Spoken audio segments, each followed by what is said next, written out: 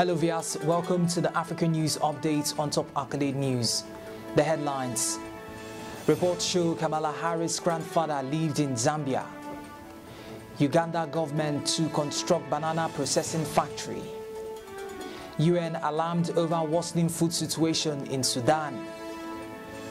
Ethiopia mudslide death toll nears 230.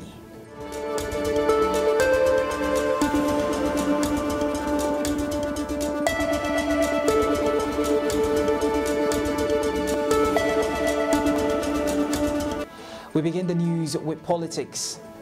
White House officials have revealed U.S. Vice President Kamala Harris, during her last diplomatic swing through Africa, visited the site of her maternal grandfather's home in Lusaka, where he lived as an Indian public servant in the 1960s. P.V. Gopalan was working with the newly independent Zambia government 6 decades ago on refugee resettlement and lived at 16 Independence Avenue, where Harris visited as a little girl. The home no longer exists, rather an office building now stands on the plot of land.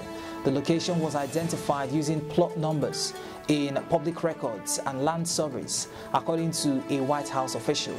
During the visit, Harris said it was very special to go back, and she described her grandfather as one of her favorite people, with a lasting influence on her life.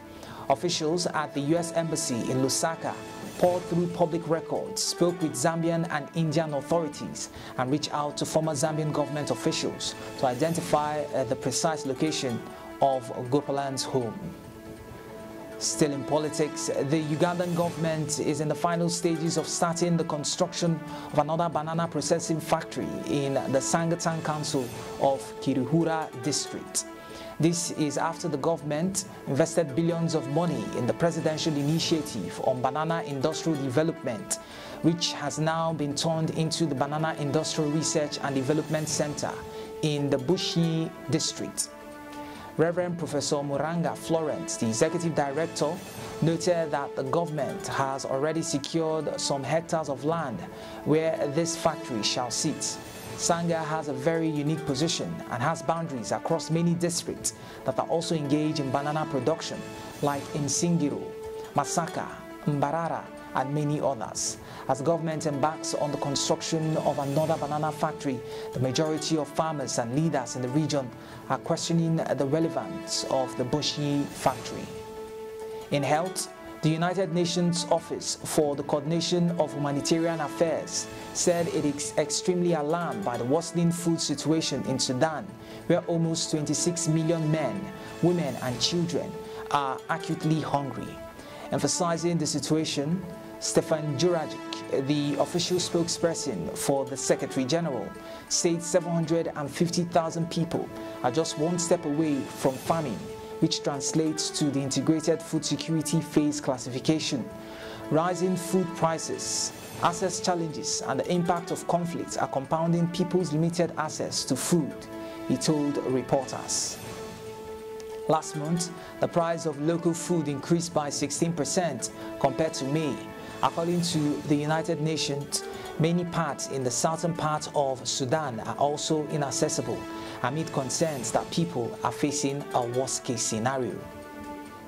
In climate crisis, mudslides triggered by heavy rain in the remote parts of Ethiopia have killed at least 229 people, including many who tried to rescue survivors, local authorities confirmed in what the Prime Minister called a terrible loss. Young children and pregnant women were among the victims in Kencho Shaha Godsi district of southern Ethiopia, said Waje Iruobe, a local administrator, adding that at least 5 people have been pulled out alive. The death toll rose sharply from the initial estimated provided late Monday of 55. Search operations continued in the area, said Kasahun Abanye, the head of communications office in Gofa Zone, the administrative area where the mudslides occurred. Ethiopia's ruling party in the statement said it felt sorrow over the disaster. Prime Minister Abiy Ahmed said in a statement on Facebook that he was deeply saddened by the terrible loss. You're watching the African News Update on Top Accolade News. Do stay with us. Still to come,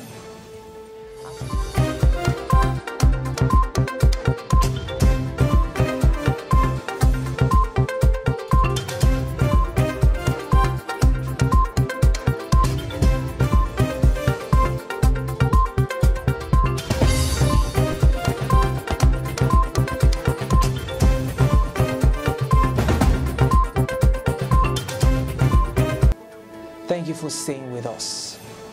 In business, the African Development Bank has expressed strong support for revitalizing the African Union AU Peace Fund, pledging to continue implementing innovative strategies to address fragility and build resilience across the continent.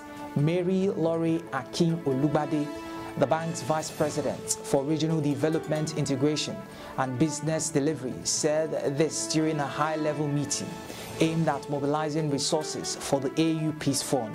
The event was held on the sidelines of the AU's 6th Media Coordination meeting in Ghana. Akin-Olubade highlighted various initiatives by the African Development Bank to foster peace in Africa, including providing technical assistance to the Peace Fund. She emphasized the bank's focus on developing human capital, strengthening institutions, and promoting inclusive governance alongside infrastructure and economic growth.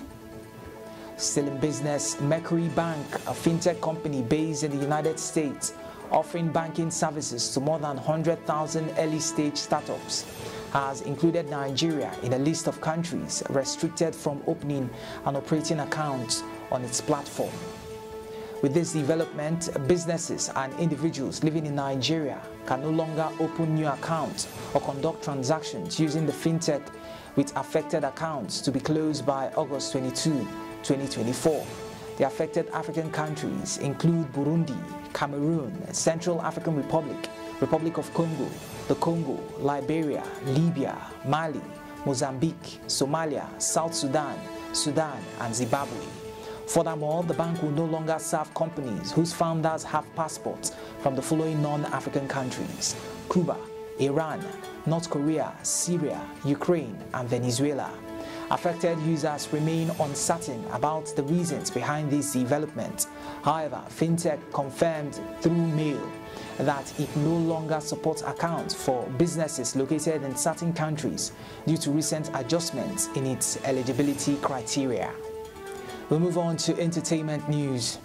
Singer Waje has shared a profound lesson she has learned in 2024, highlighting the importance of personal growth and emotional intelligence.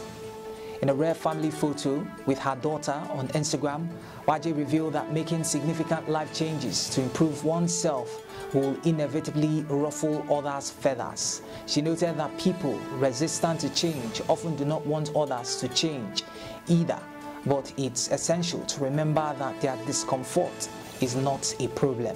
Waje encouraged followers to take responsibility for their choices and not blame themselves for others' reactions.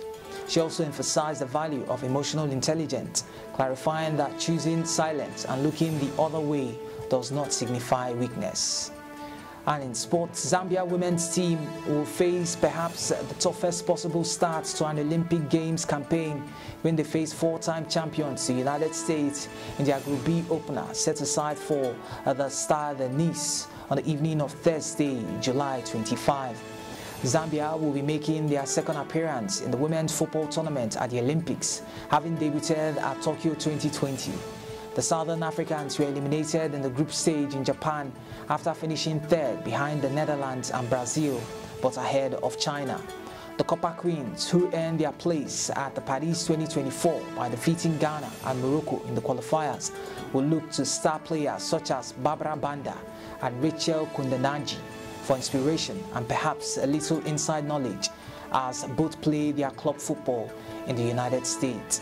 Zambia warmed up for their Olympic action with a 1-1 draw against New Zealand in a friendly earlier this month, with Roda Chileshe putting them into the lead before an equalizer from Katie Kitchen. That concludes our African news update for today. Stay tuned for more international news and development. Thanks for joining us. I am Dema Abaku. Connect and engage with us on all social media handles. To have a wonderful day.